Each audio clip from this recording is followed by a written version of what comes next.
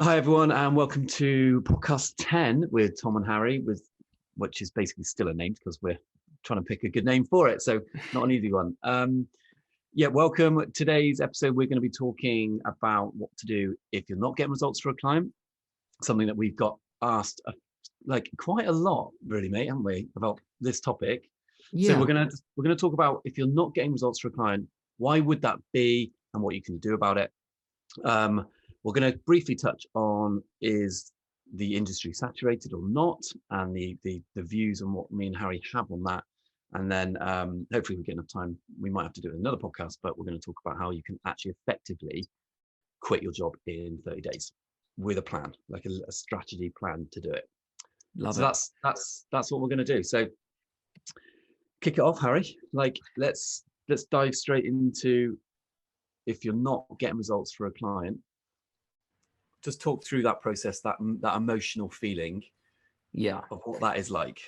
yeah, and you might be listening to this depending on what position you're in. You might have not had a client before. You might be nervous about getting client results. That's going to be super useful for you there if you're really worried about finally taking on a client and thinking, oh, that imposter syndrome of maybe I won't get them, might not get them customers, might not get them a return. Are they going to be angry at me? Whatever it is. So that'll be super useful there. Or you might be an established agency and just really and experiencing for the first time, really struggling to get client results for, I don't know, your Facebook ads not working. You can't bring in leads. The quality of the leads aren't right. Which kind of leads me on perfectly to what's the reason you aren't getting them results? And that's a big thing, isn't it? That you kind of need to put your finger on, Yeah. of what's the reason why you aren't getting this client results? Is it because you've just ran one ad, one piece of copy to a landing page and you're not getting results and you're kind of calling it a day there? Have you gone through the correct strategy to find results? Have you done analysis on their website to see, oh, is it a conversion issue on the website? There's loads of different reasons why you could, you might not be getting results for a client. And I It's think funny though, mate, because people run ads and they think that's the solution. So just run an ad yeah, on the Meta platforms, and it's not working. So I can't get results for them. yeah, and it's difficult because you kind of you're in kind of limbo land of who to point the finger at, of whose fault is it to get to bring results in. Yeah, And I yeah, think step completely. one is do an analysis on your client, do an analysis kind of session on the product you're selling. Is that product a new product that business has just brought out? Say you're working with an online coach. Have they just produced a new online coaching program that you're now going to sell for them through Facebook ads, through YouTube ads, whatever it is? Yeah. That's going to be a lot harder to get results for than an established business that's already bringing in multiple six figures a year, like a dentist or a landscaper or those type of established businesses. Yeah.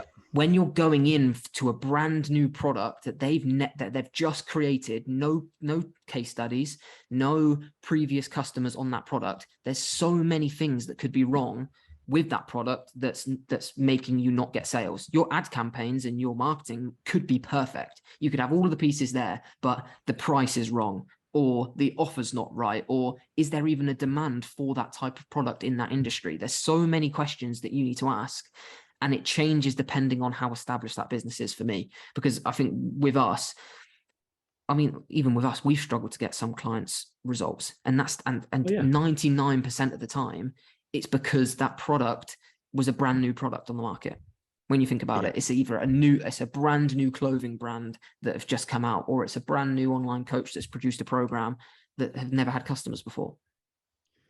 Yeah. There's one of the small elements which people overlook is if you're not getting results for a client, you have to strip it right back to the first things is what can you influence as a person. Okay, so what is it you're doing that you might need to look at and put a different spin on? That's called, what in the industry, that's what we would call as A/B split testing. So you should be, if you're listening to this, I cannot stress enough that running one ad and one ad set is not enough. Like, unless you've got a crystal ball and you know that's what we call a winning ad set, that's not enough. So you have to really strip it back and go, okay, I've got this ad set running with this audience, this ad set running with this audience, and this creative and this creative and this copy and this copy. You have to do a trial and error process that will cost a bit of your client's money, because that is what we call the testing phase. But even if you've got through that testing phase, let's say you've got through 3 months and now you're not getting results for them, you do have to think, okay, what can I change personally? And then if it's not anything that you think is an issue with your ads or etc., you have to then go down that process and go, okay, what's the customer journey looking like? Why is it not converting? What is stopping them? Is it the website? The amount of times people are running ads to the shittest website ever, Yeah. it's staggering. It Yeah. really is staggering. Or even a landing page. People have paid other agencies to do a landing page and it's utter dog shit. Yeah. And it's really easy. It's really easy to find out if you're going to a dog shit website or a dog shit landing page. Just look at ads. I click on ads all the time, just to see what the journey actually is, and I get so I take so much reassurance that what me and you do is on point, because the level of what people produce as landing pages is so poor. Yeah. But going back to that, you do have to just strip it back and look at it. You cannot get results for everybody, and people think, oh, you're doing something wrong. You're not doing something wrong. Some businesses, like you said, they're either not suitable for that particular platform. It could be that they're better suited on a video-based platform like YouTube or TikTok or Snapchat. It could be that actually they're better suited on a reactive base, so it's Google Ads, for example. Yeah, to build an I don't think you can get results for everyone, but a caveat to that would be in what time frame, because I think you can get results for everyone if you were looking serious, if there was no time frame on getting results.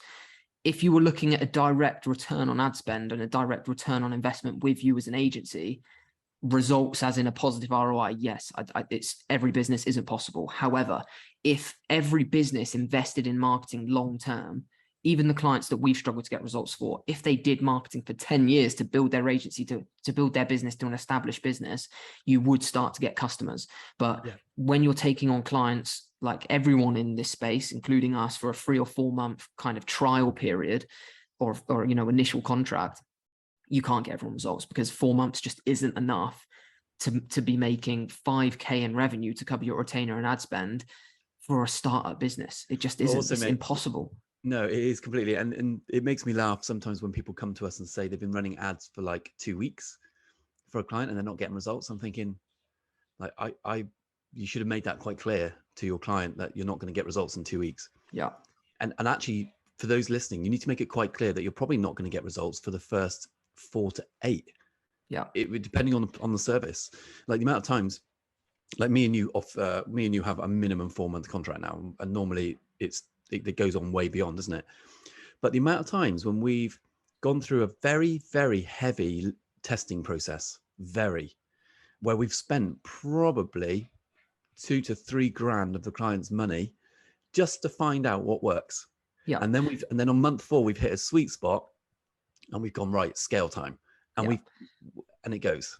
To build on that slightly, and I'll give you a real example of a client that we've just worked with on a 4-month contract where we didn't start to get considerable results until the end of month 2, probably 9 weeks in. Yeah. It was I'm going to say the niche it was in. It was a mortgage firm. Mortgage company. It was a mortgage company, and if you're running ads for a mortgage company, anything to do with finance, housing, employment, you fall under the special ads category on Facebook and Instagram, which means you can't target age, you can't target gender, and a few of your interest targeting options are limited. And we started running ads. Actually. It is a big pain, and there's ways around it. Targeting options are still really useful, but when you fall under certain products that need that age and gender, you can come into a bit of trouble, but there's ways around it. So the way we kind of were struggling to get results, and how we ended up actually getting the results, was we went through the first period of building them a funnel. We built them a funnel based on our funnel lead gen strategy, how we create lead gen funnels for every other lead gen business that we work with, designed it to them, got some ads up, went through the testing phase, our super thorough testing phase to find winning ads, winning ad creatives, winning targeting options. And it just wasn't really clicking. And, we tested it around. We then sent traffic to their website to see if it was a traffic problem. We then, carried on working with, new creatives, new styles, new spins, new offers that the business could give us to propel the campaigns forward. Also, And can I just come in 2 seconds? Yeah. Whilst Harry's talking about this, the amount of pressure we were then under from the client was strong. It was a lot of pressure. There is a lot of pressure. We were feeling that we were getting the heat there. We were getting the heat, but we knew that we just had to trust the process of testing. If you follow our testing strategy of ads, funnels, website, everything that we're talking about here, obviously not in too much detail because that's all in the academy. But if you follow that, it's just a matter of trusting the process, trusting, what we're doing, and we knew we'd get there, and we did. And it ended up being a funnel issue because we kept the traffic the same. We had a really high click-through rate. So that means people were interested in the ad and going through to the funnel. We had a low frequency, low cost per click, and we got a few leads through. But the leads compared to the amount of people going to the landing page seen through the click-through rate just wasn't good enough. So we changed the funnel to, different strategies, rearrange things, put new things in there, put testimonials in, more testimonials in there in a different format. Changed the funnel slightly because we were running a 2-step funnel across multiple different products, and then we combined it to one. So there's loads of different nitty-gritty details there of what we did to the funnel. But once we found out that there's a funnel issue and changed it, we then started getting a really steady flow of leads through every single day. We really did. It changed overnight. Yeah, and people and sometimes, and this wasn't the case with this client, but the client will say, "But Harry, why didn't you just make that change in the beginning?" And the answer to that is you've got to go through those steps, because we don't know that the funnel's there until we put loads of ads through there, loads of ads to that funnel. The same way we don't know the ads are right until the funnel is receiving a lot of traffic in the same way. So you just have to go through the process, and eventually you're going to get it right. You do have to push a proportion of traffic to a source to figure out, is that working? And I would say nearly every single time we put a campaign together, it's never the original strategy that we put in place. It's never like we put a lovely, beautiful landing page together, or ads that we think are going to just completely crush, and we're like, this is going to work. We've got this down. We've done this before, and we run it, and it's just not quite right. It's not quite right for that client or that industry, and we always have to change. We never stick to the same thing. We change, and that is part and parcel of running an SMMA. That is why they pay you, and they don't run ads themselves. Just as an FYI, that is why they people would pay us $1,500, $2,000, whatever a month. And that's also, and sorry, there's two things to that. That's a lot of people might have come into this objection where they say, why do I need to repay you a retainer each month if you're just leaving the ads up? Because the reason is because you have to analyze those ads every single day, every single day, until the frequency drops, until you stop getting leads in, and you have to get new ads up. That there's so much that goes into the back end that it's almost your job to make that client aware how much work you're actually doing, which is why communication is so key. Because if you're not communicating that back end work, back end analysis that you're doing on your ad account, they're never going to know. They're just going to see, well, leads are always coming through.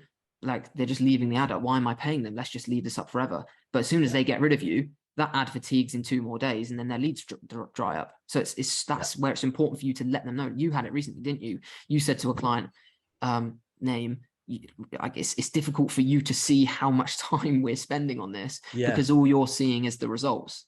But it's actually a fucking lot of work that we're doing. That's one of the hardest things in SMMA is ensuring that your client knows that you are doing work. Because yes, you get ads up, and yes, you create a funnel, and there's a big setup stage, but like, you do have to maintain the ads. You have to stay on top of it. You have to split test. And also that is your job to ensure that those ads are running. The frequencies are good. The ad budgets are tweaked. You're scaling at the right times. But communicating that to your client is so important, because they can't always see, like that particular client we have, they can't always see what we're doing. And you don't want to be kind of this mysterious person who they've paid money to and they never hear from, and they don't know what they're doing. You really, my advice to anyone listening is, you've got to communicate everything you're doing to your client. If you make a small change to an ad set, email them or text them saying, make this change today. Think it will really help us. We'll see how it rolls. You know, you keep on top of it all the time. Yeah. But that is you don't want people thinking, what are they doing? Like, we've not heard from them for 3 weeks. You know, we speak to our clients every day. That's so important. It is. And I think okay.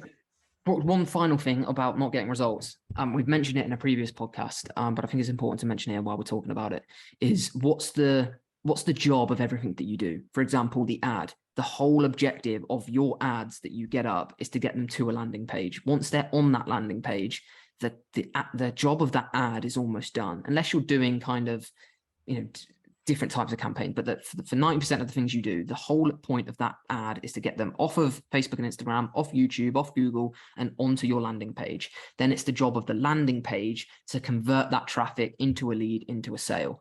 So if you kind of have to split it into two. You can see if the ad's working, because you're going to get a high click-through rate, low cost per click, and a low frequency over time. That ad's working. That's doing its job. So you can leave that up. If you're then still not getting leads and sales on the back end of that good winning ad, then that means that the landing page or the website isn't doing its job. And a good rule of thumb is kind of a 2% conversion rate on the website to initiate checkout or a buy now. If they then get to the initiate checkout page and they're not checking out, then it could be a pricing issue. There could be, more testimonials or whatever it is. But you kind of need to split the campaign into those separate parts to kind of dissect the campaign and see what's working. So then you can diagnose the problem and fix it, and then kind of decide, right, do we point the finger at the client to make changes their end to the logistics of the business, or do you point the finger at yourself that you're not doing a good enough job, on the ads or the landing page? Yeah. And then you get to the point where, are the ads working? Yes. Is the funnel working? Yes. And then it's like, are they converting them? No. Oh God, like, how are we going to overcome that obstacle? Yeah. And I think the main way to get around this problem, and I wouldn't even say it's a problem, it's like throwing someone into a car for the first time and expecting them to drive perfectly. In a way, although you're an experienced marketer, every business is so different. You can't just use, it's not although it is copy and paste in a way when you know the strategies, there are things that you need to adapt for every single brand. So that 4-month period is very much so, right, let's just figure out the playing field for your business. So at the end of the 4 months, you're at a point where you've got a converting website, you've got this ad strategy that works for your business, and we can kind of scale from there. That's the whole point in the 4-month strategy. If you tee yourself up with a client to kind of, right, the only way I'm going to continue after the 4 months is if we have an overall ROI of the entire 4 months. It's not. That 4 months is very much an investment of the client into the campaign to get to a point at the end of the 4 months that it's a profitable mechanism that they can implement in their business. And always ask your client, or always think to your client, like, what's their alternative? Like, you're working with them on social media marketing, email marketing, SMS, whatever you decided to implement as part of your policy, part of your package that you've offered. What's their plan B? That's something you really need to consider, because most of them don't have a plan B. The only alternative is to use a different agency. Yeah. So that's why you've got to make sure you are the best of the best. It doesn't always mean results. The best in your communication, the best in your relationship with the client. You have to have a really tight relationship with them, because if you don't, someone like Tom and Harry comes along and we sneak it and we keep it and we get results for them. So because there isn't really a plan B for a lot of people. Social media marketing is the way forward. Email marketing particularly is a much stronger asset now than ever, along with SMS. So, take that away. What have they got? Yeah. No, and that's something you should, sometimes you can't always say that to your client, but you need to plant that in their head to say, what is your alternative here if you get rid of me? Like, what are you going to do? Obviously, if you're literally getting them 0 results and they're throwing money down the drain, then their argument will be, well, I'm better off without you. But if you're getting spend the money, that's like you'll have someone that'll say that, but hopefully people get what we're saying. Well, should we wrap this one up and do part 2, where we're going to talk about saturation in SMMA, and if you're going to be serious about starting an SMA, what you're going to do in the first 30 days. Yeah. And in the next one, I want to touch also, mate, on the recession that's potentially coming and what impact that has on SMMA as an industry, on your agencies. Yeah, let's cover that. Cool. Okay, guys. Well, this podcast comes out on Thursday.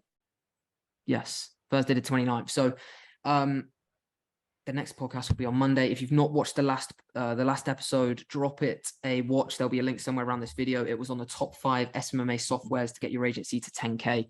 So drop that watch. And then on Monday, we will cover everything that we've just said.